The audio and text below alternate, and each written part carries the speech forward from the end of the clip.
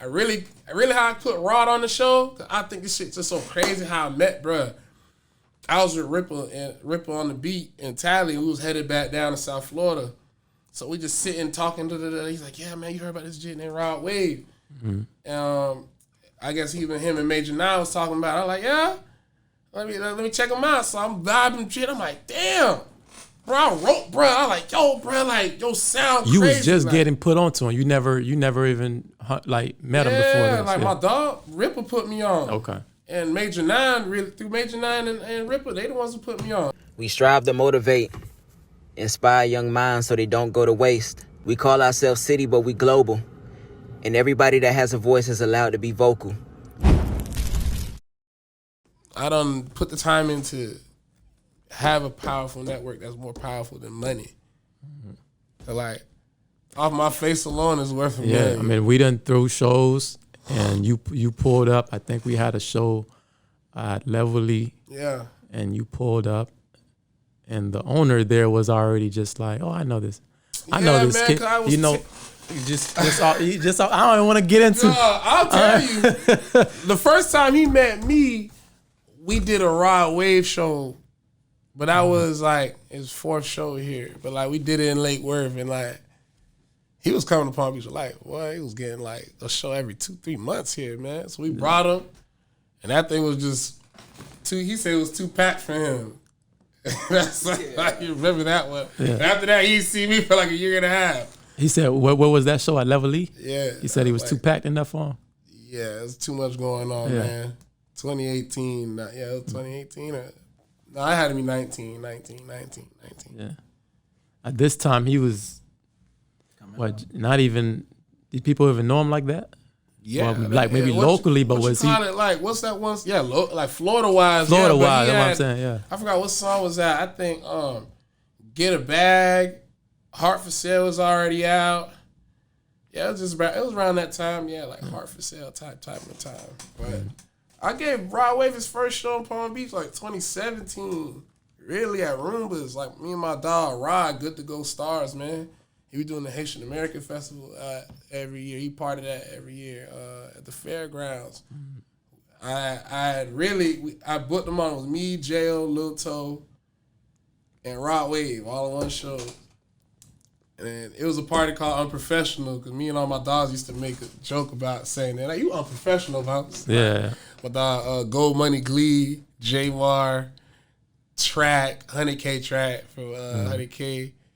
Like, we was always making that joke about saying you unprofessional. It's like when you do dumbass shit, unprofessional. Yeah. So I went through a party of it. It was spring break party. And I remember like, I really how I put Rod on the show. Cause I think this shit's just so crazy how I met, bruh. I was with Ripper on the beat and Tally. We was headed back down to South Florida. So we just sitting talking. He's like, yeah, man, you heard about this shit named Rodwave. I guess him and Major Nine was talking about it. I'm like, yeah, let me check them out. So I'm vibing shit. I'm like, damn.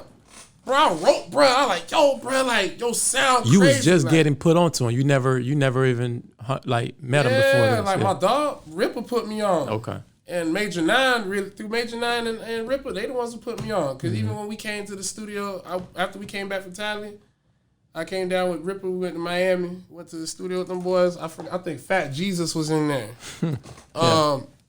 We just get to talking about Rod and stuff like that. Kiddo was in the studio too.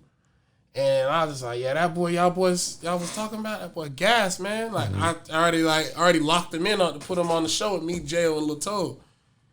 So it's just like, it's crazy to see who he is now. Cause I remember like he was passing out his CDs. Yeah. While he was singing, some people was hating. But now you singing the whole album when he's out now. So it's now like, they passing out. I've seen, not everybody gonna believe in you, bro. You just gotta do you and then the right people gonna come around. You gotta believe in you, bro. Yeah, just believe in you. Imagine if he let that get to him and he just didn't even think he was raw for it. And I think soon after that show, I remember seeing something on Instagram. He had just got signed to Alamo because one of his A&Rs is from Palm Beach.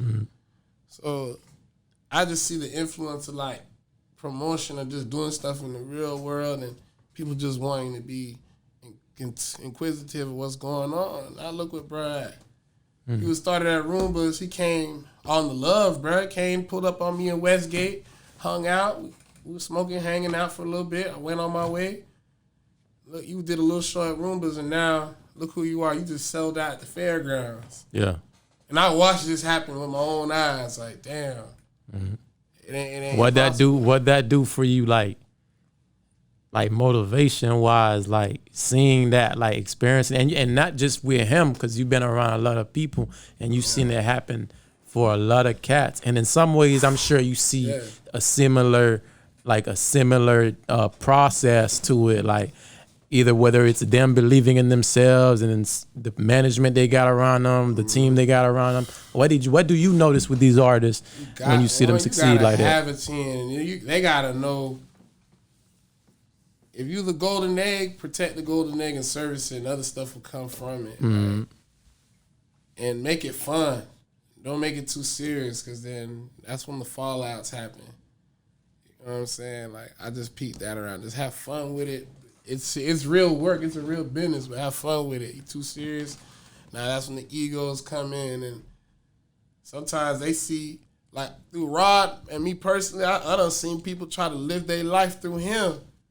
Because what he got, I done seen it with LeBron, with Yak, you know what I'm saying? I done seen it, people try to live their life through him, and I'm just in the distance, because, you know, and I'm just like, damn, that's crazy, like, and then you see the fallouts just because, like, bro, this is my life, not yours. Like, I'm not trying to live out your dream or your aspiration. I'm trying to do me. Well, that's one thing I started peeping about, like the whole thing, whole 9 yards. That's inevitable, bro. It's gonna happen when you making that kind of, you know, the kind of money you making at that level, and you got crazy? The kind of influence you got. You know what's crazy though? It don't even be the money sometimes, bro. It be like the fame or the notoriety for something that you do that they do, but just because they ain't getting the love for it, they mad that it's you getting it. Like, now they just building some type of weird hate and envy and animosity towards you just because you doing you, bro. The money didn't even come in yet. That'd be the crazy part, bro. In the words of Boosie, man, hypnotized with hatred, man. Hypnotized by hatred. They get hypnotized with hatred. Jerry, they hypnotized by hatred. CiiiTY, they hypnotized by hatred. What's wrong with these people? Hell yeah. That's the perfect word to describe it, man. Hypnotized, bro. Oh, man. Shout out Boosie, man. Shout out Boosie. I need that verse, Boosie. Yeah. Let's take it back. The Boosie should have put you in that movie. Hey, bro, man, listen. You should have been in that movie. Hey, man, Boosie, I need to be in this My Struggle 2, man. 2021 pandemic version. He just got the idea from this interview just now. If I'm not in it, we got a problem. Hey, look. Hey, we got a problem, man. I'm going to holler at Hot Boy Badass, man. He know how I'm talking about. Put me in the movie, man. Get me right, cuz. Come on, we man. We need to see you in there. Yo. And you almost sound just like his ass. Almost too, bro. I've been around people like Boosie. You know, his son sound just like him too. I've been around people that be like Boosie, like the fun. He's not an uncle. He's like the cool older cousin. Yeah. He got like 5 kids. He done did it all. Like, yeah. Yeah, everybody. The cool older cousin. He's not Uncle Boosie yet till he like 50. Till he get to like Snoop, like around Snoop. Yeah, that's the cool uncle. Yeah, he calling everybody nephew. Like, yeah. No relation. 5 families separate. What's up, nephew?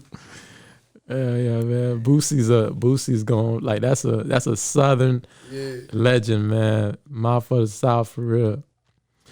Yeah, man.